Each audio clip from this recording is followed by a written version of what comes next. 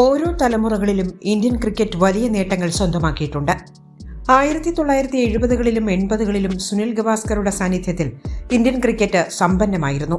ശേഷം സച്ചിൻ ടെണ്ടുൽക്കർ എന്ന master blaster ക്രിക്കറ്റിലേക്ക് എത്തുകയും അത്ഭുതങ്ങൾ തീർക്കുകയും ചെയ്തു.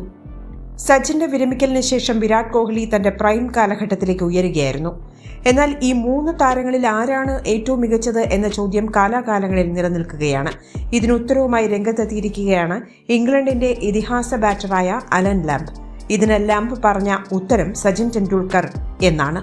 ഈ മൂന്ന് താരങ്ങളിൽ ആരാണ് മികച്ചത് എന്ന ചോദ്യം ഉദിച്ചാൽ എന്റെ ഉത്തരം സച്ചിൻ എന്നായിരിക്കും. അദ്ദേഹത്തിന് 18 വയസ്സ് പ്രായമുള്ളപ്പോൾ ഞാൻ അദ്ദേഹത്തിനെതിരെ കളിച്ചിട്ടുണ്ട്.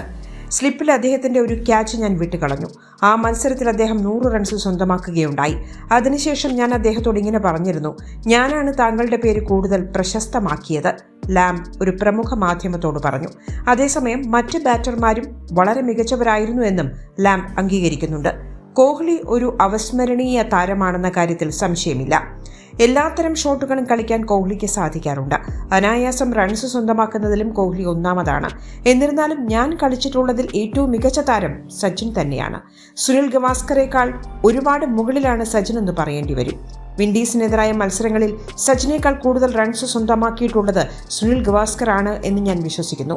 അന്നത്തെ വിൻഡീസിന്റെ സൂപ്പർ പേസർമാർക്കെതിരെ ഏറ്റവും അധികം റൺസ് സ്വന്തമാക്കിയിട്ടുള്ള ഒരേ ഒരു താരം ഗവാസ്കർ മാത്രമാണ്, ലാംബ് കൂട്ടിച്ചേർത്തു. കൂടുതൽ സ്പോർട്സ് വാർത്തകൾക്കും അപ്ഡേറ്റ്സിനും നമ്മുടെ more sports YouTube channel subscribe ചെയ്യുക. ബെൽ ഐക്കൺ ക്ലിക്ക് ചെയ്യാനും മറക്കരുത്.